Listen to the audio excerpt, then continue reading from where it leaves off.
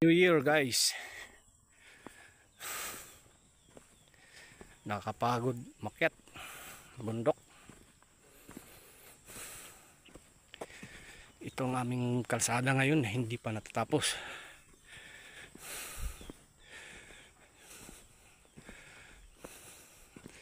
Ang budget nito 2023 pa, yung 24 ewan ko, parang wala pa.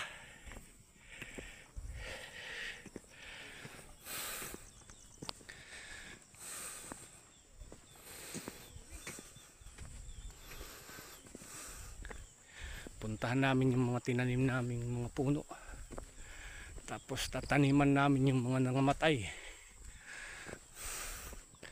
yung mga punong nauubos na sa ating kabundukan. Sakripisyo guys, para sa kalikasan. Nauubos na kasi mga puno, puro na lang tayong bagyo, ulan, lahat na. Kaya kung mayroon tayong magagawa, gawin natin. Ikaw, may magagawa ka ba para sa kalikasan natin? Parang mahirap Sige guys, at medyo kapagod na.